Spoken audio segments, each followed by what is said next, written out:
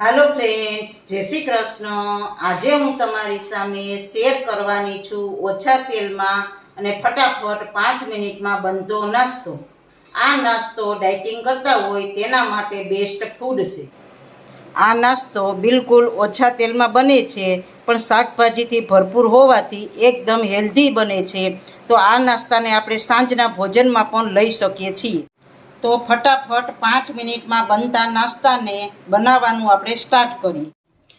Healthy અને ફટાફટ નાસ્તો બનાવવા માટે મેં અહીંયા 1 કપ રવો લીધો છે, ચોખાના પૌવા, દહીં, પાણી, ગાજર, વટાણા, કેપ્સિકમ, મરચાં, ડુંગળી અને શાકભાજીને વઘાર કરવા માટે મરચાંના પીસ, આદુ અને લીલા લીમડાના પાન, જીરું, હિંગ, ધાણા ભાજી, સ્વાદ અનુસાર નિમક અને બેકિંગ પાવડર અને ચટણી માટે ડુંગળી, ટમેટાં, મરચાં, લસણ, જીરું, નિમક અને ગોળ।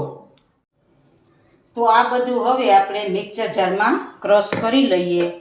તો આપણે સૌથી પહેલાં રવો એડ કરીએ। રવો આપણે 1 વાટકો લીધો છે। આપણા ઘરમાં કોઈ પણ વાટકો હોય તેનો આપણે માપ કરી લઈએ અને તેનાથી અડધો આપણે પૌવા લેવાના છે। પૌવા ઉમેરવાથી આપણો નાસ્તો એકદમ સોફ્ટ બને છે। અને દહીં ઉમેરીએ।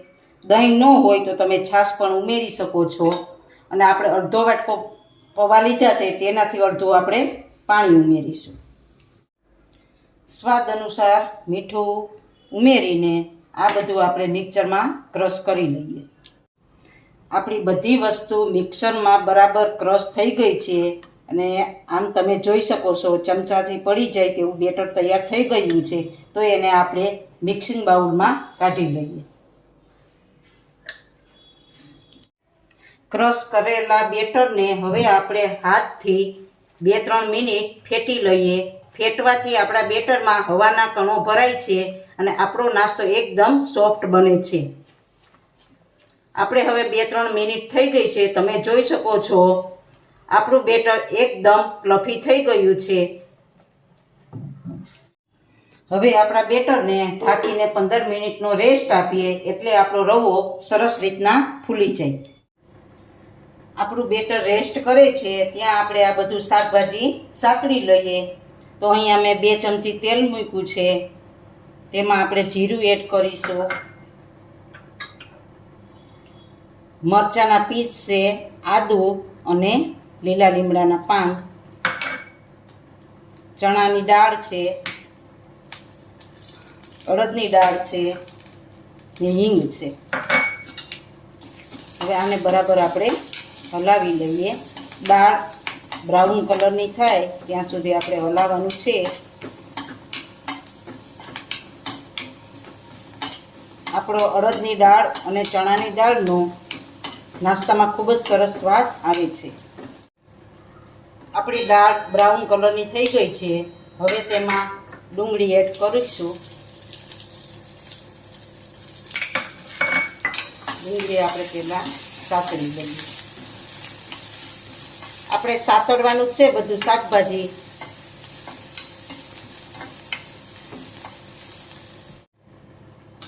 હવે આપણે તેમાં વટાણા એડ કરશું, ગાજર એડ કરશું, કેપ્સિકમ એડ કરશું,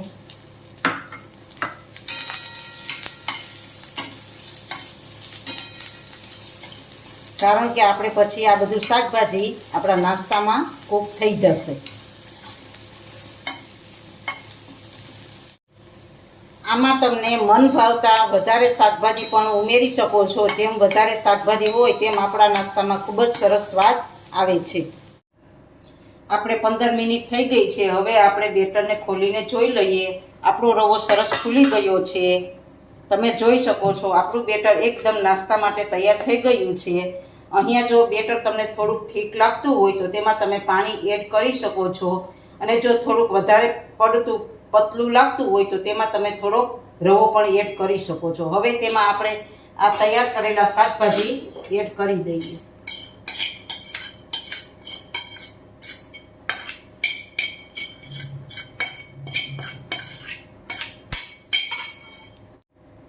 હવે આપણે ધાણા ભાજી એડ કરીશું અને નાસ્તાને વધારે સોફ્ટ બનાવવા માટે આપણે બેકિંગ સોડા લીધા છે 1 ચમચી અને તેમાં લીંબુ નીચોવીશું। હવે આ બધું મિક્સ કરી લઈએ.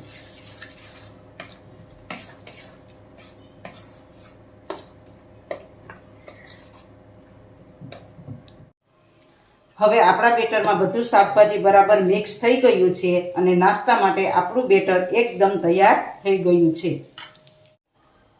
ફટાફટ નાસ્તો બનાવવા માટે અહીંયા મેં ગેસની હાઈ ફ્લેમ ઉપર એક તપેલીમાં 3 કપ પાણી મૂક્યું છે. તેની ઉપર આપણે ડીશ રાખીશું. અહીંયા તમે કાણાવાળું કોઈ પણ વાસણ રાખી શકો છો. હવે આપણે ડીશ ઉપર તેલ લગાડીશું અને તપેલાના ઉકળતા પાણીમાં એક પ્રેશર થશે. તેનાથી ઢોકળિયા કે કુકર વગર આ રીતથી કાણાવાળી ડીશમાં નાસ્તો ફટાફટ કૂક થઈ જશે. હવે આપણે બેટરને ચમચા વડે ડીશ ઉપર થોડુંક સ્પ્રેડ કરી દઈએ આ રીતે અને ઢાંકણ ઢાંકી દઈએ અને 4 મિનિટ માટે કૂક થવા દઈએ. અને ગેસની ફ્લેમ આપણે હાઈ રાખવાની છે. આપણે 4 મિનિટ થઈ ગઈ છે. આપણે ઢાંકણ ખોલીએ, ચપ્પા વડે જોઈ લઈએ. આપણું ચપ્પું એકદમ ક્લીન આવે છે. તો હવે આપણે તાવીથાથી ડીશમાં લઈ લઈએ.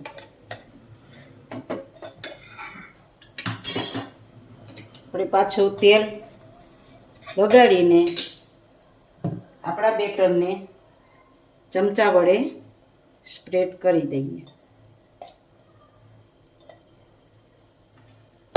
ફરી ઢાંકણ ઢાંકીને 4 મિનિટ માટે કૂક થવા દઈએ.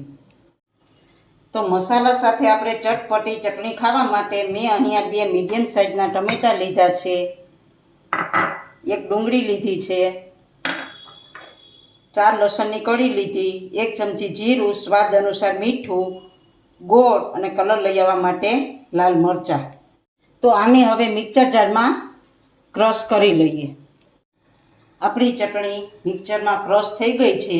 હવે તેમાં ટમેટાં અને ડુંગળીનો કાચો સ્વાદ ન આવે એટલે તેને આપણે વઘાર કરી દઈએ.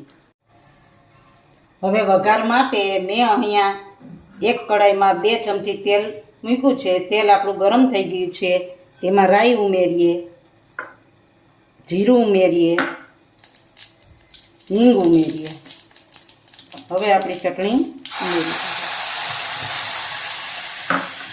ચમચા વડે હલાવીએ, ઢાંકણ ઢાંકીને 2 મિનિટ માટે ચડવા દઈએ. આપણે 2 મિનિટ થઈ ગઈ છે. હવે આપણે ચટણીનું ઢાંકણ ખોલીને જોઈ લઈએ. આપણી ચટણી સરસ ચડી ગઈ છે અને કલર પણ એકદમ સરસ લાલ આવી ગયો છે. તો હવે આપણે ગેસની ફ્લેમ બંધ કરી દઈએ અને સર્વિંગ પ્લેટમાં લઈ લઈએ. તો તૈયાર છે શાકભાજીથી ભરપૂર ફટાફટ 5 મિનિટમાં થઈ જતો હેલ્ધી નાસ્તો. તો એને આપણે સર્વિંગ પ્લેટમાં ચટણી સાથે સર્વ કરીએ.